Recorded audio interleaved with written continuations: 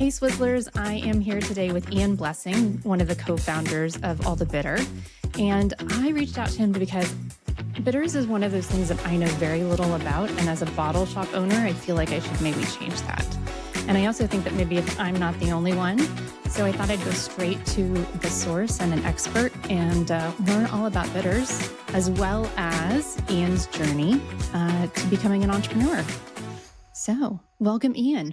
Thank you. Thank you for having me. And don't feel bad. It's a very, very common kind of dilemma, I think, in the beverage space, especially the non-alcoholic beverage space, because we have a lot of people, working and working in and enjoying these drinks that aren't mixologists. They're not bartenders. It's a lot of folks who have just quit drinking and are looking for something delicious to enjoy. And we kind of run into this, almost new scenario where it's like, well, if you want something tasty to enjoy that doesn't have any alcohol in it, you kind of need to make a cocktail. Like the Yes. best, the non-alcoholic alternatives, the whiskeys, gins, vodkas. Like you can't. There's no good vodka martini. There's no good gin martini. Like you can make, and we can talk about this. You can make an old fashioned and a Manhattan and a Negroni. Like there's drinks that you can do, but it's much more challenging. And the whiskeys are not enjoyable straight. You can't just pour yourself a glass of whiskey and drink it like you used to. So you kind of have this realization, I think, after you stop drinking and get into non-alcoholic alternatives, that we need to make a proper drink to like fully enjoy these products, these spirits. And bitters are one of those things that go along with that, with making better cocktails at home. But to be fair, it's something that most people don't know what they are, how to use them. They seem intimidating. They seem like one of those things that you've got to be, a trained bartender behind a dimly lit bar to understand how to use them. But bitters are basically liquid seasoning, and we can talk more about this. But when you kind of think of them like salt and pepper and realize how easy salt and pepper are to use in your cooking, it's kind of the same thing. Well, I'm excited to be able to use it quite so ubiquitously. I know that going from somebody who drank a lot of alcohol to somebody who drinks none, I would follow a recipe. And then once I learned it, I was done. And it's not quite that simple going from alcohol to non-alcohol options, because you really do have to kind of start over. And I think the drinks that I have made in the past don't translate as well, alcohol free. So it's taking what I know about alcohol and the flavors I'm supposed to expect, translating that into an alcohol free gin, tequila, bourbon, something, into a new drink. Because, when we have customers come in, I think the number one request for an alcohol-free version is a old fashioned. Number one by far. And it was my favorite drink. So I'm like, I'm so sorry. You should just mourn the loss that you're never going to have another old fashioned, because it can't be replicated.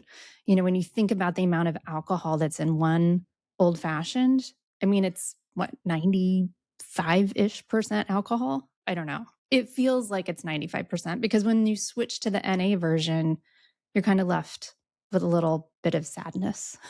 Yes. Yeah. But 100%. yes. Yeah. But I also think that there's an opportunity, right? You're exploring new things. You need to say goodbye to the old fashioned, the reason why you gave up alcohol or the reason why you stopped drinking as much. And now there's a whole new world of beverages to explore. And that's exciting and overwhelming. Yeah. And I think bitters is maybe one of those important ingredients that we're not using because we don't know how to use it. So tell me about bitters. So cocktail bitters, at its most basic, cocktail bitters are, again, essentially liquid seasoning. It's like salt and pepper for drinks. They do three kind of distinct things in a cocktail. The first is they balance components of that drink. So when you're adding a couple of dashes of bitters to a drink, you're not making that drink bitter. Mhm. You're adding such a small amount. You're adding, half a teaspoon to a drink. You're not adding, an ounce and a half of Campari. You're adding a dash, a couple dashes, like a pinch of salt or a pinch of pepper. It doesn't make that dish salty necessarily. It just makes it taste better. Cocktail bitters are essentially the same thing. So that bitterness is adding another layer of flavor, sweet, sour, salty, bitter, umami. It's adding bitterness to a drink that might not have it, which is again not making the drink bitter. It's just rounding out the other flavors. It's helping to Mm. balance the sweet and the sour flavors.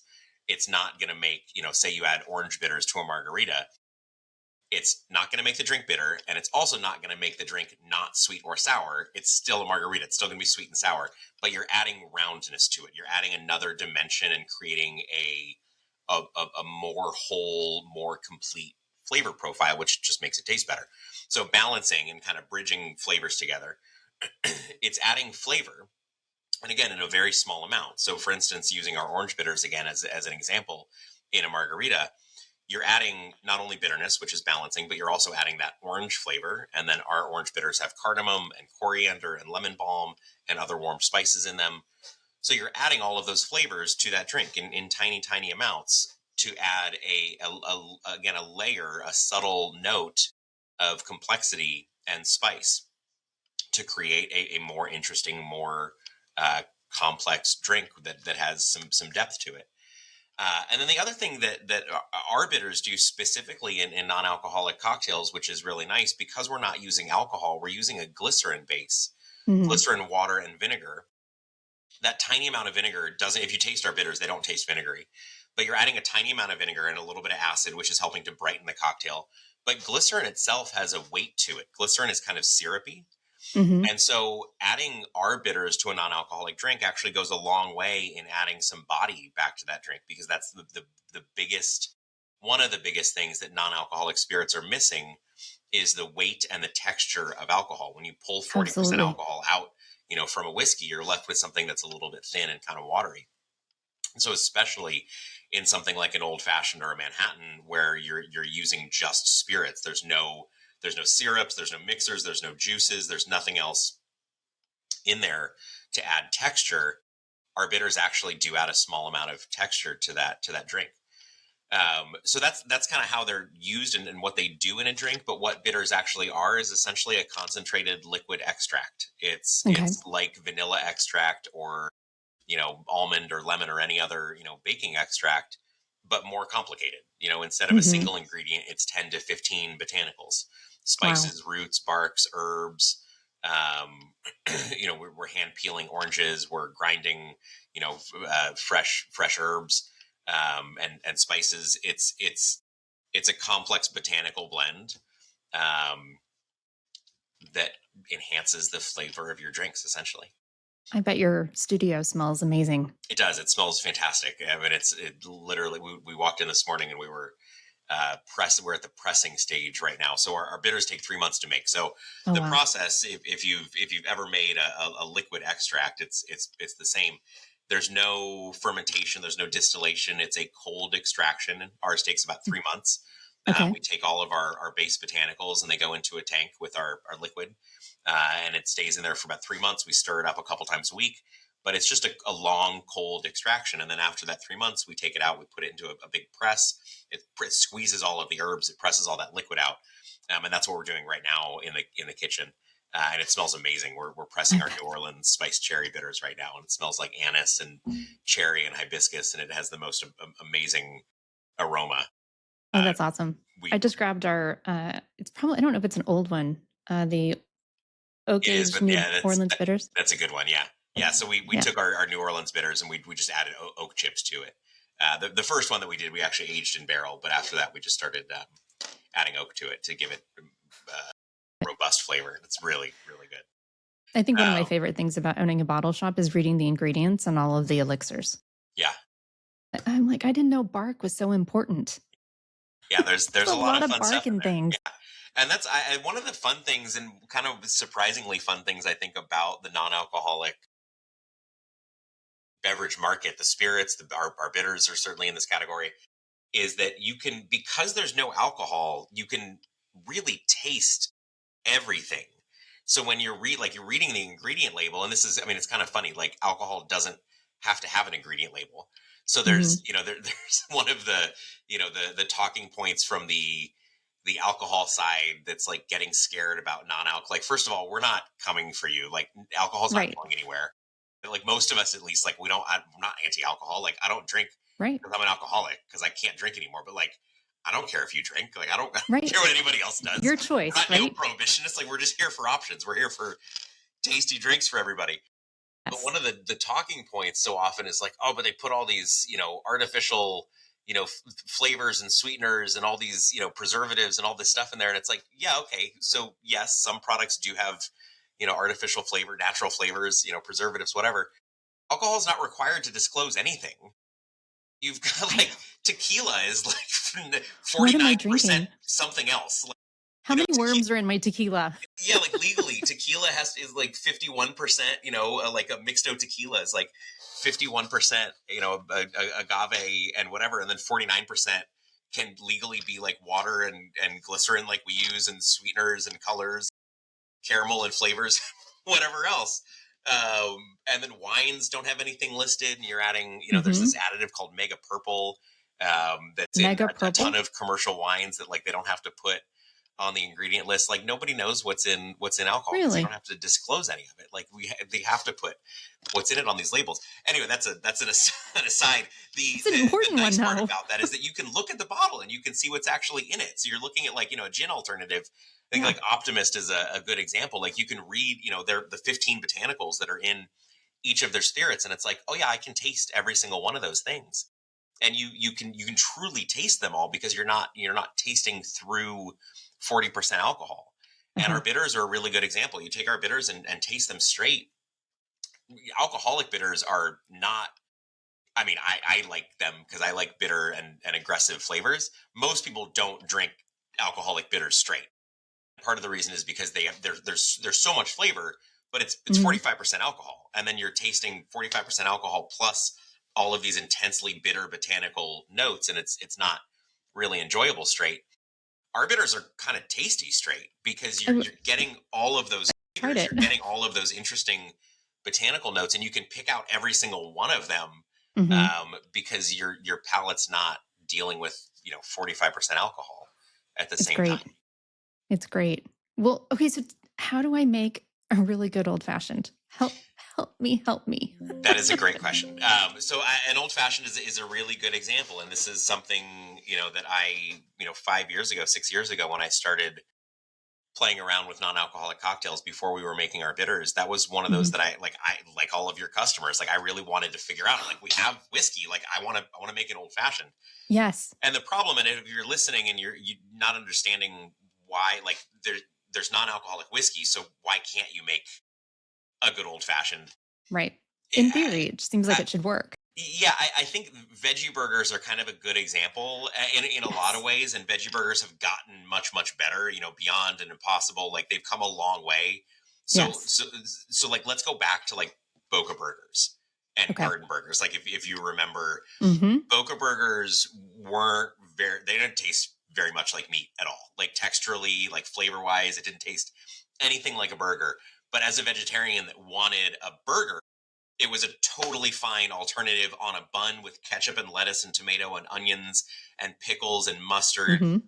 You've got the crunch of the lettuce, you've got the acidity of the pickles, you've got all of these different flavors that are combined, flavors and textures, which is again very important. Flavors and Yes. textures that are combining to make a complete experience. That sandwich was delicious, but the Mhm. burger by itself with a fork and a knife, Not so not good. very good. Yeah. Non-alcoholic spirits are very much in the same vein, where and this is really kind of specific to the whiskeys, gins, tequilas, the traditional Mhm. spirits, the Mhm. spirits that are trying to replicate alcoholic Yes. liquors. They have great flavor, aroma, but they don't have the same texture as Mhm. alcohol. When you Mhm. remove that equation, when you remove that 40% alcohol, you're taking a lot out of what makes a whiskey a whiskey. You miss it. Um, so pouring a glass of non-alcoholic whiskey straight and trying to drink it by itself is pretty unsatisfying. It's thin, it's watery, it just Mhm. doesn't hit the same way. And so an old fashioned is kind of in that same camp because to your point, an old fashioned is almost all alcohol. There's no Mhm. mixer. So let's back up a step. drinks like a margarita or a lemon drop or a Cosmo or a gin and tonic or a Hmm. Moscow Mule, Do very well. anything that has multiple layers. So any ingredient, and as Hmm. annoying as it is to like look at a recipe and see that there's like 6 or 7 ingredients, like that's probably going to be a better drink than something with fewer ingredients in the non-alc world, Hmm. because you've got the flavor of the spirit, but you need other elements to make it a complete experience. Citrus brings acid, which is texture and bite. Syrup, a sugar syrup or flavored syrup of some kind, is balancing the tartness of that citrus, but it's also adding weight. It's adding body to Hmm. the drink. Any mixer that has bubbles is basically cheating the fact that there's no texture, because bubbles give you texture. So any of those drinks work much, much better. An old fashioned is whiskey, a sugar cube, and a couple dashes of bitters. So you're basically Hmm. taking that whiskey, which is not great by itself anyway, sweetening it, which isn't really helping. You're adding a little bit of sugar and texture, but that's not doing that much to it. And a couple dashes of bitters. And as Hmm. good as our cocktail bitters are, it's not enough to give that whiskey the body that it needs, and the punch that it needs. And now you're diluting it even more with ice as you chill Yes, it down. So now it's even more watery than it was when you started. So the first thing that I would say is don't make an old fashioned the traditional way. The almost all non-alcoholic recipes need to be tweaked and adapted. absolutely. Um, and that's easier said than done, I think, for a lot of us, especially that don't have experience, bartending and with Hmm. drinks. So the first thing that I'm going to say is go to our website, go to allthebitter.com. We have a website with 60 something recipes on it, 30 of them which we just added in the last couple of months, that are all Exciting. brand new. Everything that you need to make them is on our site, or is in bottle shops, is in shops like Swizzle, where you can get everything that you need to make all of these recipes in your local shop. We've taken the time and spent the last 5 years really like kind of obsessively figuring out how to make all these drinks work. And it's often it's the tweaking, like up and down of like a quarter ounce of an ingredient. Like we'll start with a base recipe of an idea of how to make a drink, and then realize that it needs either a quarter ounce less gin, or a quarter ounce more Mm. gin, or a quarter ounce less acid or more syrup, to make it work. So we've done all that work for you to make really great drinks. And the advantage that we kind of come from as a bitters brand is we're not just selling one lineup of spirits. So all of our recipes incorporate spirits from different brands across the spectrum. Just like you would make alcoholic cocktails with, you're not going to make a cocktail with, three different spirits from one brand. Hmm. A Negroni is Campari, Tanqueray, and Sweet Vermouth. Like those are made by three different companies. You're Right. not going to find the gin, the vermouth, and the Campari all from one producer, because everybody has their strengths, and the NA space is the same way. There's somebody will have the best tequila, somebody will have the best gin, somebody will have the Hmm. best Campari, and it's really important to find those great products and put them together. And that's what we've done on our website, and then to tweak those Awesome. recipes to make them work. So to finally answer your question, we have two old fashioned recipes, and this is a format that will work. You can take this idea and apply it to whatever kind of spirits you want to use. But we have two old fashioned recipes on our website. One is a ginger old fashioned, one is a maple old fashioned. Mm. And the idea and what makes it work is taking a whiskey but using a split base, which means adding a second spirit to it, not just as a modifier, but as a primary spirit, but using two different spirits versus Okay. using just whiskey. Because the Interesting. whiskey and what we use is Kentucky 74, but there's a It's number of good. them that'll work really well. Yeah. People like free spirits bourbon a lot. The Hmm. reason I like Kentucky 74 in a spirit forward drink like an old fashioned or Manhattan is because they don't add that spice to it as Hmm. much as I love the spice in, again, something like free spirits is tequila or Monday's gin, because those are going into drinks that have more layers. Those are going into margaritas or Hmm. gimlets or drinks that have multiple components to them. So the spice works to kind of tickle the back of your throat and to remind you slow down your drinking, to remind you that you're drinking an adult beverage, trying to simulate the burn of alcohol. Absolutely. But in a spirit forward drink like an old fashioned or Manhattan, that spice is kind of weird. Like an old fashioned shouldn't be spicy. There's like burn. Yes, you should have burn. You should have some kind of warmth, but an old fashioned shouldn't be spicy. So we use Kentucky 74 because it's super oak forward. It doesn't Mm-hmm. have that spice layer added to it. And then we use a second spirit to give it texture and depth. So our Okay. ginger old fashioned has Tennyson added to it, which is a Oh, black that's so pepper and good. ginger spirit Mm-hmm. that's great on its own. It's great in ginger beer. It has a really intense spice and this like punch to it. Like it's Mm-hmm. sharp. It has a texture to it. It has a bite to it that's very natural feeling. So we use both of those spirits and then we sweeten it with a ginger syrup because you need a little bit of sweetness in that drink. And then the ginger adds warmth to it. And then we use Mm-hmm. our aromatic bitters, which have cinnamon, clove, nutmeg, ginger, allspice. It's all these different spices. So that one drinks a little bit kind of dry and spicy and gingery. It's a very sharp, Sounds kind of bright delicious. style of old fashioned. And then the other one that we do is a maple old fashioned with, again, Kentucky 74 as the base. And then we Mm-hmm. use Three Spirit Nightcap as our secondary spirit. You could use So good. Droma's Calm. It's a similar Mm-hmm. flavor profile.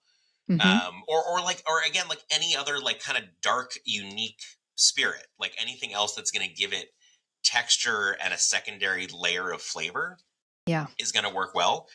We sweeten that drink with a barrel aged maple syrup because Okay. Nightcap is sweetened with maple syrup. So we're Yes. echoing that same flavor and then using our fig and walnut bitters to add another layer of richness. So that one drinks a Fig and little bit walnut. more sweet and rounded. It's not sweet, but it's Mm-hmm. sweeter compared to the ginger old fashioned. Mm-hmm. So both very different styles. Neither one of them drinks exactly like a normal old fashioned because it's not. They are they're Right. they're variations. They're flavored old fashions. But Yes. the one does absolutely drink like a ginger old fashioned, and the other one drinks like a maple old fashioned that has an interesting kind of botanical note to it.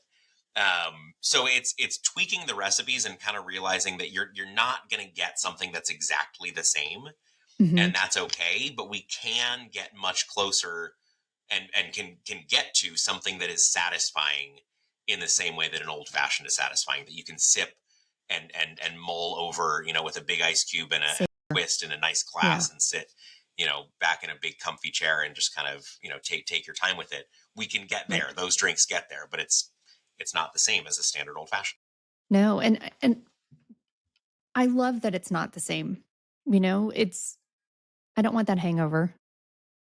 I mean, I used to have 4 a night. We'd put the kids to bed and out would come the tray for the old fashions. And here I thought I was like super cool and, kids are in bed, I'm being responsible. And oh God, I'm just so glad nobody woke up with a fever or died or, fell out a window or something because Yeah. I was not the best mom.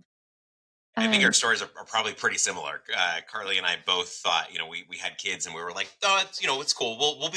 We're the cool parents, yeah, and we were living in Yountville. We're down the street from the French Laundry. We would like, take Jack is like, 2-3 months old, like take him on stroller walks around Yountville, and we'd go to we'd go to Bouchon, we'd go to these like fancy restaurants, and we'd sit there and we'd drink, martinis and sure. have a bottle of wine and eat oysters, and then, walk him back in a stroller back to the house, and it was fine. Like we were Sure. fine. Nothing bad happened, but nothing bad happened because we quit drinking when he was 5 months old. Because Congrats. kids don't care. Like again, like No. thank God nothing happened in the middle of the night because guaranteed we were drunk every night. And he's waking Yes. up at 2 o'clock, 4 o'clock, 6 o'clock in the morning. We're like, yeah, we probably can't do this anymore. Yeah. Well, congratulations on saying goodbye to alcohol. Can Yeah. be a process. Yeah, no, it was the right thing and the only thing for us to do. And, Yeah. and again, we're not like, there's no demonization of alcohol here. Like it just wasn't. God, I wish I could Mm-hmm. drink normally. I wish I could have Mm-hmm. one glass of wine a night. I wish I Yeah. could take Jack to a restaurant and have a glass of wine and have dinner and walk home. But I can't. I have We're two, not. two We're bottles not those of wine, people anymore, are we? and that's not chill when you've got a 6 month old. No, absolutely. Absolutely. Well, the extra ingredients, the nightcap and the Tennyson, and the Dromé, those are the 3 that I recommend to former bourbon drinkers or Yeah. people who still drink bourbon. And like these are probably the closest that you're going to get, that you're going to enjoy if you like that flavor profile. Yeah. So I feel like coming from a sommelier and Yes. I feel like I'm doing okay. Yeah, that's the right. And we do the exact same thing. And so when we pour people's, tastes of those drinks, I pour them at the same time, tastes of Kentucky 74 by itself, Mm. Tennyson by itself, Nightcap by itself, and then Pathfinder too, or any other like Oh Amaro, yeah, which is Pathfinder's totally great. different, is not remotely in the same category. And Hmm. again, Tennyson, and for those who are listening that haven't tried this, Tennyson, Nightcap, Droma, they are not whiskey. They're not trying to be whiskey. No. We're not pouring these as a whiskey, as a comparison to whiskey. It's the idea that if you like whiskey, you'll probably like this. Like it's different, Hmm. but it's in that same camp. And it's Yes. dark, it's botanical, it's maybe a little woody. It's got some spice to it. If you like rye whiskey, you'll probably like Tennyson because rye is kind of spicy and Tennyson is Mm. spicy. Hmm. But Pathfinder is kind of a great one to recommend, or any other Amaro like Doctor Zero Zero or Yes. Namari or Lucano Amaro. Any of those work really well because the Amaro category and the aperitif category in general works really well because anything that's bitterness Hmm. is giving you the same adult taste, that the same reason they're adding capsaicin, chili pepper extract, to these spirits. You need something in them to slow down your drinking. So spirits like I struggle a little bit with seedlip because there's no You there's and me there's both. there's So do my nothing there. customers. There's nothing added to that. It's just water. Yeah, It's botanical flavor, and I like garden a lot personally. I think I garden do has a too. wonderful It's flavor, great in a but mojito. it's hard to use. It can get lost very easily. If it's Hmm. used right, it's phenomenal, but it often doesn't get used right and makes really kind of watery drinks. Yeah. There's nothing added there to give you that level of bite and kind of Hmm. slow down in your drinking. Um, so that can be a little more challenging, but when you're adding things like capsaicin or ginger works really well because ginger is warming and it's spicy. Hmm. Bitterness works really well because it slows down your drinking. You're not going to chug something that's bitter, um, because it doesn't. Our bodies don't work that way. You don't want to chug something that's bitter. You want to take slow Right. sips of it. So the aperitif category works well because bitterness is already giving you that adult component, and then you never just have bitter by itself. Not normally. You have bitter with sweet.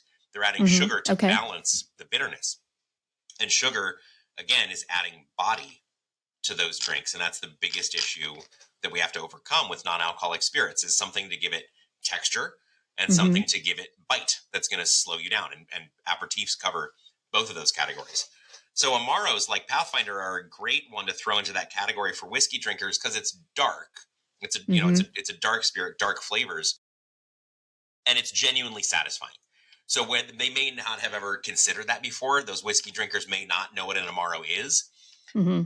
but it's a great thing to put in front of them because it is satisfying on its own and does mix really well with the whiskey and with those other spirits. And so that kind of Hmm. group of those like dark brown spirits all work really well mixed in various proportions, with the whiskey giving it the oak flavor, the whiskey flavor, and then those secondary spirits adding a layer of nuance and complexity, but also weight Yeah. and texture to whatever drink you're making. Completely agree. I love it. This is so helpful.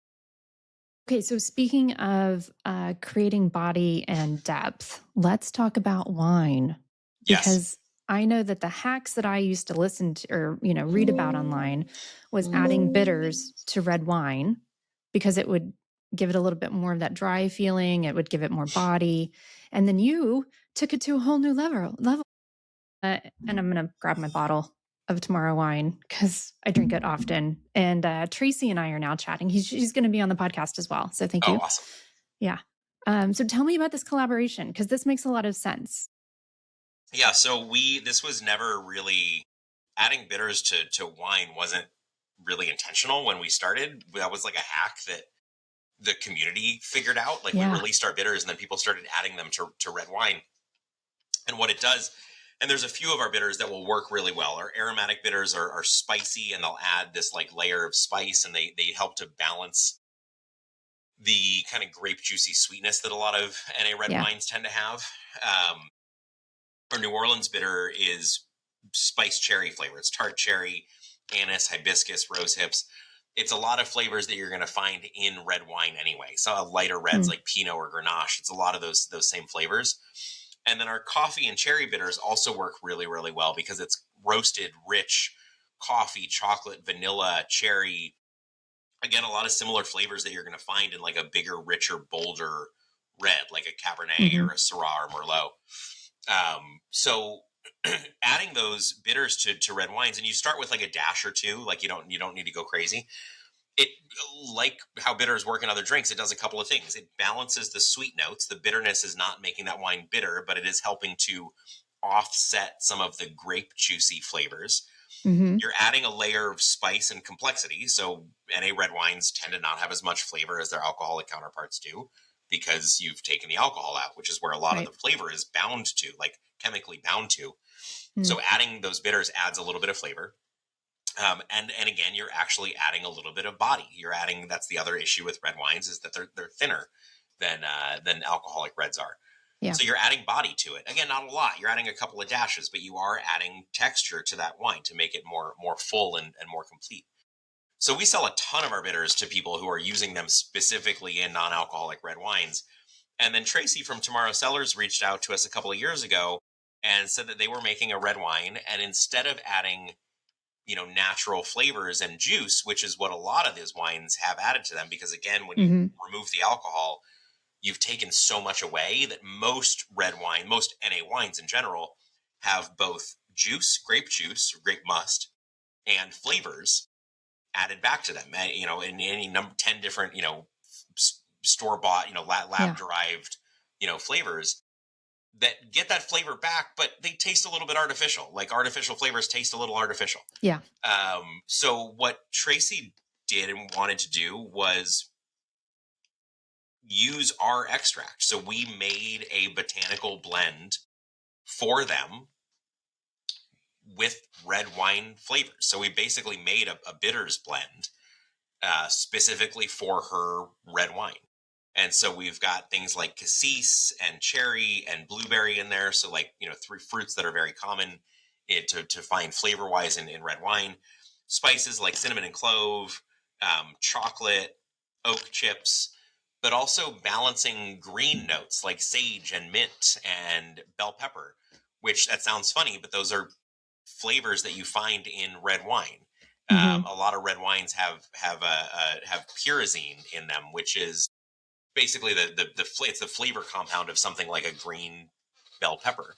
Okay. So there's not a lot of that in there. You can't taste it. You're going to taste this wine. You're not going to smell the green pepper. Right. But it's in there for balance. It's in there for complexity. It's in there to add another dimension of flavor, so that it's not, it's increasing the complexity of the wine. So they added a very, very small amount of this extract. There's not a lot in there. There's a very, very Mm. tiny amount in there. If you didn't know that it was in there, you probably wouldn't even notice it. But what it does is, it just balances the wine. The difference between the wine by itself and the wine with a tiny amount of extract is that the finished product is more well-rounded. It's more balanced. It adds a little bit of aroma and flavor, but it's really just balancing the complete experience and giving it, again, a little bit of body back, Hmm. and rounding out some of those flavors. Does it Um, make it drier? Because I want to say it's drier than the other wines. no, our extract doesn't make the wine drier. That wine is Okay. pretty dry to start with, and the reason why Tomorrow Cellars is drier than other wines is because they're not adding grape juice to it. So we Oh. poured two or three wines, here side by side, as a good comparison. We do Yeah. the Tomorrow Cellars and Luminara, which is, Okay. Luminara is a widely available, kind of grocery store wine, but a nicer. Luminara is made by the same company that makes Free, by Sutter Okay. Home. Luminara is just a better version of Free, essentially. I hope so. Um, they do add grape juice to it, and they add flavor. Okay. So these are kind of like the two opposite ends of the NA red wine making Yeah. spectrum, is added juice and flavor, and then not adding things on the other end. And the wines that don't have anything added to them tend to be really thin and honestly kind of flat. Yeah. And then Luminara on the other end of the spectrum is, I think, a really good example of adding flavor and juice. Okay. The upshot is that it's a little juicy, but it has Mhm. more body. Mhm. It Mm. has more body, it has more richness to it, and it's got a ton of flavor because they're adding a ton of flavor to it. Like, I mean, it's got a lot of aroma and flavor because they're literally adding a ton of added flavors. Okay. Um, but it's a well done example. There's a lot of Okay. reds that are in that spectrum that are not very good, that are super juicy, that are super artificial tasting and smelling and are just not enjoyable. Versus Tomorrow Cellars is not adding artificial flavors. They're not adding grape juice to it. So Tomorrow Cellars is much more dry because it doesn't have that sugar added. It doesn't have grape Okay. juice added to it. So Tomorrow Cellars is dry, it's tannic, it's Yeah. got that mouthfeel that you want a red wine to have in terms of dryness and tannin. The trade-off is that it's not as full-bodied. It's lighter in body than something like Luminara is. Mhm. So those are always, I think, like the two suggestions that if I didn't know somebody's wine preferences, I would Mhm. give them those two kind of side by side because people are typically going to like one style or the other. They're going to like the Yeah. richness of Luminara, or they're not going to like the fact that Luminara is kind of sweet and grape juicy Yeah. tasting, like the We do dryness of Tomorrow tastings. Cellars, Sorry. or they're going to like the dryness of Tomorrow Cellars Yes. and the real the very real flavor that is there, the flavor of Mhm. the wine, but then also the flavor of the botanical blend that we created for them, which is again real whole plants, not added artificial flavor. Well, I will tell you that we do samplings at our store. So I used to have a bar, an alcohol-free bottle shop and bar. Now I'm just a bottle shop. 3.0, 4.0 will go back. And we will, we'll open 3 bottles of different red wines and let people try it because it is an expensive, endeavor just to take it home and say, it tastes like grape juice. I don't Yeah, like it. I'm like, well, first of all, don't buy it at a grocery store. Buy it for me because I've already picked out the good ones. yeah, But Tomorrow Cellars outperforms all of them.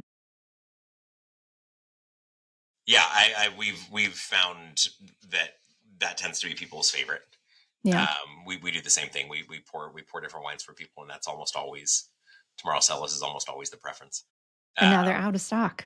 yeah. Oh, are they? Yeah. Well, Yeah. we're making a new one now, so Oh, good. Oh, it's going good. to be a Well, couple I think, months, but they're yeah, I we're think she said March yeah, or April. yeah. So what about white wine? Can we do anything to it? White wine doesn't really need anything added to it. I mean, you certainly can. You could add our orange bitters to white wine. You could add lavender bitters to white wine. Mm. You could add, a drop of something like a white balsamic, vinegar, like a Hmm. champagne vinegar, to white wine if you want to add like a little more pop to it. Interesting. But white wine tends to be much better than the reds in general because it's served cold, it's refreshing, it's higher in acid.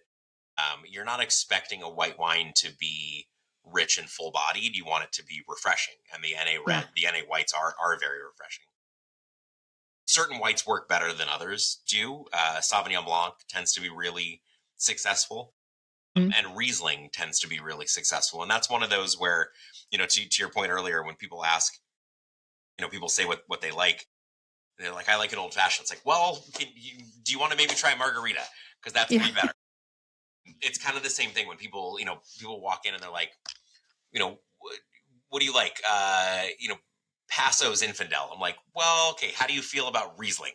Like, Yeah. let's go in a different direction. Like, I understand that people Right. might not like Riesling because they think that it's sweet. Hmm. Yes, Riesling comes in a range of sweetness. Comes from bone dry to dessert wine. There's a whole spectrum of Hmm. Riesling, and most of the Rieslings, at least that I've tried, Lates is what we pour, I like it. are just off dry, meaning they're Hmm. not sweet, but they're also not bone dry. They have Yeah. just enough sugar added to balance Riesling's naturally high acidity, Hmm. which is super helpful and important in an NA white wine because that acid is what's giving you the texture and the mouthfeel and the impression that it feels like wine and not just like juice. Because Hmm. grape juice doesn't have acid. Grape juice is just sweet. but Hmm. Riesling has high acidity. It's bright. It has this like natural lift to it in kind of the mouthfeel experience. And Riesling, like Sauvignon Blanc, has so much varietal character, meaning Sauvignon Blanc and Riesling are so easy to identify. They have such distinct Yes. flavors and distinct characteristics. Unlike a lot of other grapes, where if you were like blind tasting, you could get them confused. You know, there Hmm. might be like overlap in the flavors. Sauvignon Blanc and Riesling are completely unique and don't taste like anything else. And so when you smell one, you're like, I know that's Sauvignon Blanc, or I know that it's like Right. very easy to identify. Because they start with so much of that character, they retain more of it. Like Mm. because they start with more. So when you remove the alcohol, more is left behind. That's not a very technical Interesting. way of explaining it. I don't actually know the technical explanation for it, because I stopped studying wine before I stopped drinking. I haven't learned that yet. Yeah. But that's how I view it in my head. And so those two wines tend to work really, really, really well. So if you're looking for a white wine, if you're looking for a wine in general, look at Sauvignon Blanc and look at Riesling. And then the sparkling wines tend to be the best Yeah. because again they have bubbles and bubbles give you texture. Yes. And you know the NA sparklings on the market are virtually this, and it's kind of like the beer. You know, the NA beer is like really has come so far, is really Hmm. good. The NA sparkling wine is kind of in the same boat. I agree. I love Naughty's sparkling Yeah, Chardonnay. yeah, we That do too. was the first one that I had that I went, okay, I'm going to be all right. Yeah, yeah, Because it was dry and I wanted it, it was great. yeah, it's really really good. We like Joyous a lot too. Yes. Joyous's rosé in particular is really good, but Yes. both of their sparkling wines are fantastic. Joyce's Cab is also really good too. That whole lineup, Love it. Joyce's Red is great, and their still rosé is also Yeah. It's probably the second or third bestseller. yeah. That and Oddbird GSM. I like Oddbird a lot too. They have a wine. I think the name is silly. They have a wine called Addiction that's a Tempranillo, that is very good, and it's one of those wines that straddles that balance between having just enough body, Hmm. without veering into overly sweet, juicy territory, and still manages to be like dry and have a little bit of tannin to it. Yeah. So if you see their Addiction, their Tempranillo, it's very good. Addiction. I'll try that one. I don't Yeah, think we don't carry that one. Because it's at good. some point I'm like, how many different wines do I need to carry? Only so many. It's Yeah. overwhelming, and that's one of the things that we realized after opening our shop was that we have too much on the shelf, and we're actively trying to thin things down a little bit. And Yeah. so as we sell out of certain things, we're not reordering, and we're working on developing a more. Our shop's not huge. I mean, we don't have a massive selection, but Mm. even what we have feels like too much. And so we're working on kind of whittling that down and really directing people towards like, the one option, one or two options in each Yeah. category. Yeah. Because otherwise it's a little intimidating for people. You have decision Oh, paralysis. absolutely. You walk in and like it looks familiar, like it looks like wine and beer and spirits, but it's hundreds of brands you've never seen before. So you have Yeah. no idea what's good or what is different about any of them. And I think it's really our job, as curators to just point people towards something confidently and say that, this is what you're going to like. And we've now kind of rededicated a lot of our shelf space in our shop to our cocktail kits, which is, I think, one of the best things that we can do as bottle shop owners, as educators, is to give people the complete package. And so if you Hmm. go to our website now, you'll find a cocktail kit section with 8 cocktail kits in it. We sell all of those in the store as well. And there's a display of each one on our shelves, and it comes with everything that you need to make that drink, whether it's the ginger old fashioned or the maple old fashioned or the Hmm. margarita. Full size bottles of everything that you need to make those drinks, along with a recipe booklet, not only for the main recipe, but it has 3 other recipes along with it that Nice. build off of those ingredients, That's great. but typically add 1 to 2 at the most additional ingredients. Because otherwise, if you Hmm. give people a kit that's 4 or 5 ingredients, and every drink only uses those ingredients, it's kind of like Taco Bell. Like you've got, you're like repurposing, beans and rice and tortillas and cheese like six Right. times. Like, yes, they're in different formats and they have like slightly different crunches to them, but it's all the same. It's all the same drink. More like Right. there's no difference in flavor. So what we really wanted to do was I don't want to overburden people with having to get a huge assortment of additional ingredients, but an easy enough addition. Each drink is like requires one additional thing to make a drink that is different enough, Hmm. that it's distinct and unique and is really a completely separate cocktail. Um, but that you already have almost all the ingredients that you need to make it. That's great. Yeah. As you were talking earlier, I was starting to think about putting I feel like now that I've learned more about bitters, I understand where to put it almost in the store as well as on my counter at home and Yeah. how to use it. So let's switch topics slightly. I want to do the lightning round and then I want to jump and kind of change subjects because you and I talked about what it's like to be a founder in this day and time. And maybe we can talk some bottle shop stuff as well. Um, but for the listeners who don't want that side of us, we'll separate that over there. Does that sound okay? Yeah. Perfect. Okay. So lightning round, your go-to pairings and 2 dash fixes for sparkling water. Uh, our New Orleans spiced cherry bitter Okay. with sparkling water and a squeeze of lime, Squeeze the lime. Okay. and our lavender chamomile bitter in sparkling water with lemon. And Okay. so we didn't talk about this earlier, but that the easiest way to use cocktail bitters is is bitters and soda. Okay. They're obviously a cocktail ingredient. You're going to use them in more complex cocktails, but the easiest way to use bitters is just to mix them with sparkling water to basically make a more interesting version of LaCroix. I love It's it. fancy, sophisticated sparkling water that has digestive benefits. Mhm. Okay. I like it. Okay. NA beer. Is there something you can Favorite throw NA into beer? that? Yeah. Athletic Tucker's West Coast IPA. Oh It's no, I mean their bitters in it. bitters in a beer. Yeah. Um, But ooh, good answer. Stella and our lavender bitters Okay. together. That combination is fantastic. Stella has this like kind of bright, sharp. It's not bitter like an IPA is, but it's the hops are a little bit bitter and very Hmm. crisp, and that flavor works really well with lavender.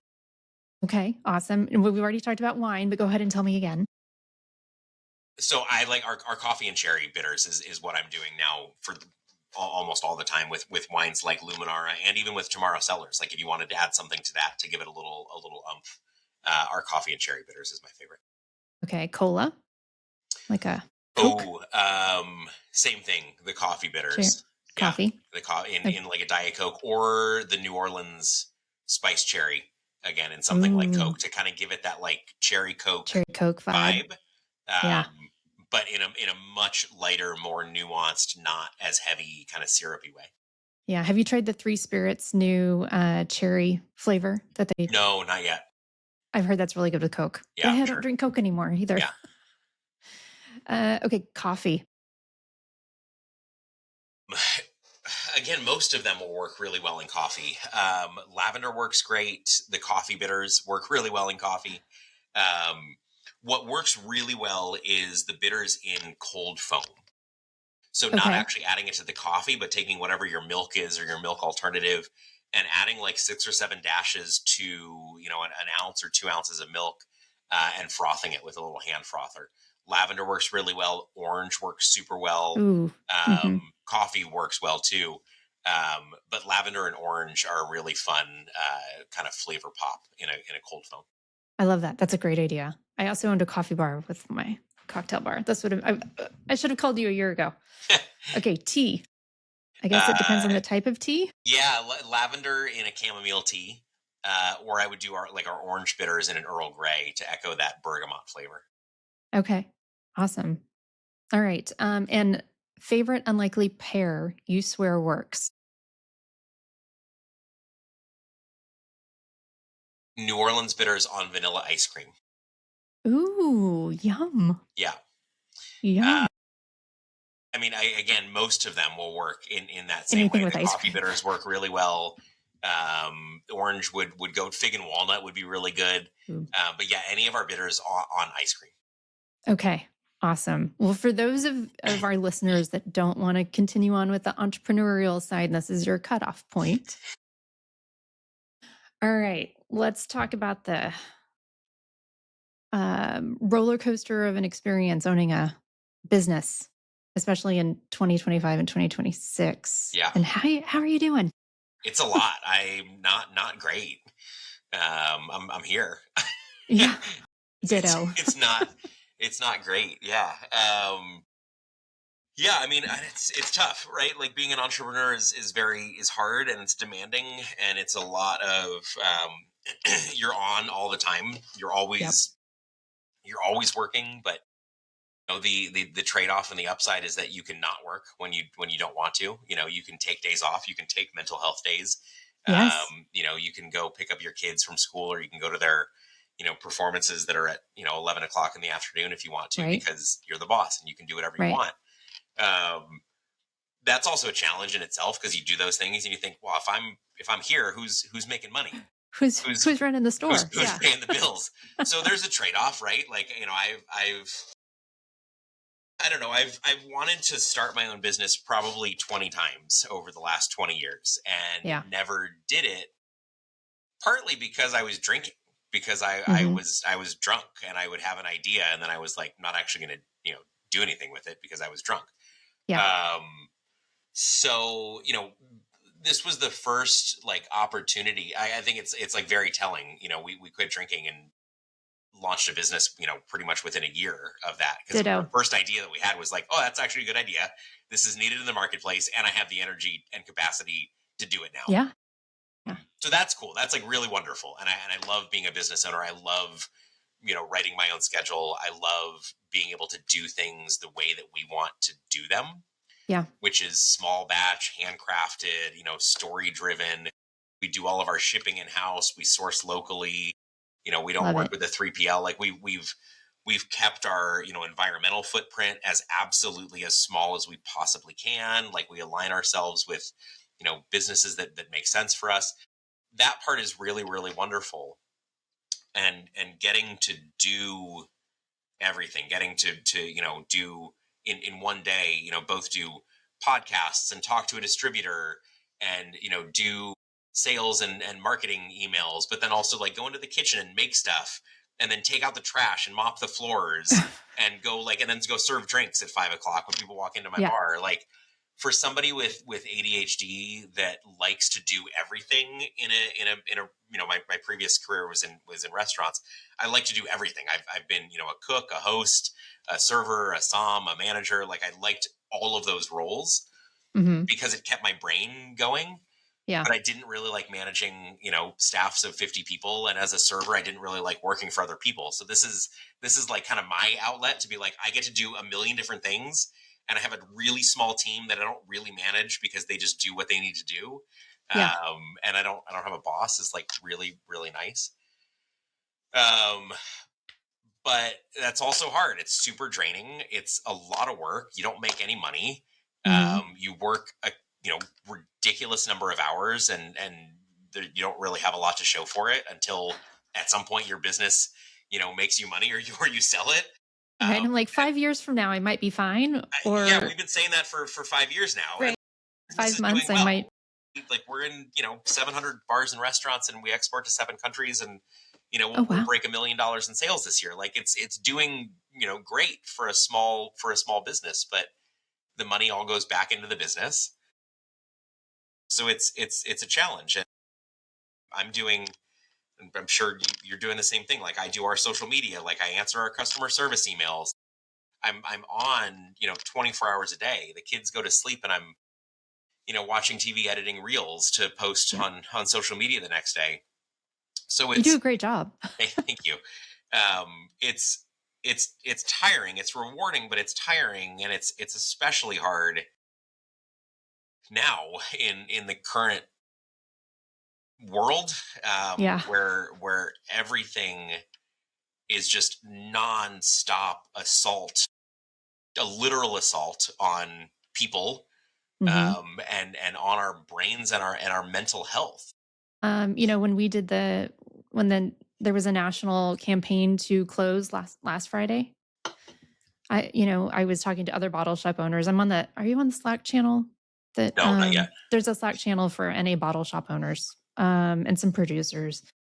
And we were all talking about, are we closing on Friday? Are we staying open? And it was interesting because some people were like, I'm absolutely closing, but I respect your choice to stay open, because everyone understood that as a small business owner, like, I have rent to pay, I have a mortgage to pay, I have kids to feed. Friday, I mean, can we pick a Monday? Yeah. But Friday was a hard one. So we stayed open, but I had to do a post, and explain why we were open. I'm behind Professor G. Scott Galloway's was resist and unsubscribe, which is targeting the larger corporations, the Mhm. Meta, the Amazon, that are funding, the administration and the work that they're doing. To me, that seems like a better use of my time and my money, is to take it from those people Yeah. and invest it in smaller businesses or paying off my debt. But it's been interesting because I think, one, we moved locations, so I don't have a year over year comparison on the same location. But the other bottle shop owners that I am talking to have noticed a dip in sales even through the holidays, which is usually our good time, right? November, December, and January were down for most people, and a lot of it has to do with the economy. And so I think about politics and, labor force and tariffs, and all of that impacts my daily life as a small bottle shop owner. I reached out to a lot of our producers and I said, are your prices going to change, when the tariffs were announced? Because I need to let my customers know this isn't me. This is, an impact, but it changed everything about how I made decisions about where I moved next. Was I going to go large like I was last time? No, I decided to scale down Yeah. because it removed some of the risk. But it's, from a business owner perspective, I feel like what's going on in the world is messed up, and I feel it every day when I walk into the store or Yeah. when I look online. Yeah. And I think, didn't you close recently for a week, or you Um, took a mental health break? we closed for 3 days to take Okay, a mental health break. We were Carly was going to take the boys to Tahoe for a few nice. days. We had a trip Yeah. planned, and I wasn't. I was going to go up on Friday after work, and I was going to go for 2 days. And that was, I think that was the same week of Renee Nicole Good, and that Mm, was kind of the beginning. That was like I think for a lot of us, which is which is hard and annoying to see that, like, that was the wake up call for most people, was like a white woman was shot. yeah. Um, but also, I get it. Like, okay, so we're just shooting people in the street now. Like, that was kind of the like, there's no coming back from this point. Right. Like, what one life is obviously not more valuable than the other. Uh, but that was a pretty dramatic escalation, and the Hmm. response, like, from the administration was a pretty dramatic escalation. Yeah. So that was a very, like, I was not okay. I could not be here. I needed to go to the snow and, like, turn my phone off for a few days, and that felt really good. That was helpful. And so I think, to your point, and, like, this is, kind of, I'm getting doom and gloomy right now, but I think it's important to, like, to your point, what can we do? Like, how can we continue and persist as people Hmm. who have, our lives are wrapped up in these businesses. We've got, I've got hundreds of thousands of dollars of small business loans taken out, to sustain this. Like, I can't. Yeah. I have thought My many house is on the times in the line. last, yeah, I've thought many times in the last couple months about, just shutting it down and moving to another country. Like, that's not a good idea. Like, we have a successful business. Like, the business is Yeah. doing well, and I have debt that I can't just leave. I know. But I would like to do that. That would feel really good right now. But we can't. So, I think taking breaks, taking mental health days is super important. But Hmm. thinking about what it is that we actually can do, and I think that's the hardest part for a lot of us who are not personally affected right now. We're in Chico. We're not in a large city. Like, we are not Hmm. personally impacted right now. Our business has been personally impacted in the same way. Our Yeah. sales are down. Yeah. There is an obvious downturn, and has been for the last year and a couple of months. Yeah. Unsurprisingly, like, it started at the beginning of last year. Um, that's hard to deal with on a regular basis. But what we can do is we can cancel our subscriptions. We can cancel Disney, Hulu, Hmm. Amazon. But I still have to do a bunch of these things myself. We need to switch Yeah. over from Spotify Yeah. to a different streaming music platform. Those things do make a difference, and at the end of the day, and I think a lot of us are coming around to this. This talking point has come up, and it's so true. It's not left versus right. It's top versus bottom. It's millionaires versus all of the rest of it. It's billionaires versus all of the rest of us. Hmm. Whatever is going on right now, all of this chaos and confusion, and deliberately creating conflict, deliberately sowing seeds of discord in this country. Why else? Other, like, what's the point of all of it? Like, I don't know. I'm not a billionaire that runs the world. Like, I don't understand their plan. But there's obviously lots of money being passed back and forth from billionaires and the people that own these massive corporations to the presidency to get whatever they want. Yeah. Whatever they're doing is not good. I don't know what it is, but it's not good for any of us. And the only lever that any of us have is money. And Hmm. so canceling those subscriptions, not spending money at Target and Walmart, but spending money at smaller businesses, not only keeps that money out of their pockets, which means that it can't go to the administration, but it means that they realize that we're done with this. We're fed up with this. Yeah. They don't want to lose money. When we boycotted Disney a couple months ago because of Yeah. Jim Jimmy was it Kimmel. Jimmy Kimmel, It that worked. turned around right away. Yeah. But that was like a 2-day boycott, and then we all like went back to Disney because our kids want to watch Bluey.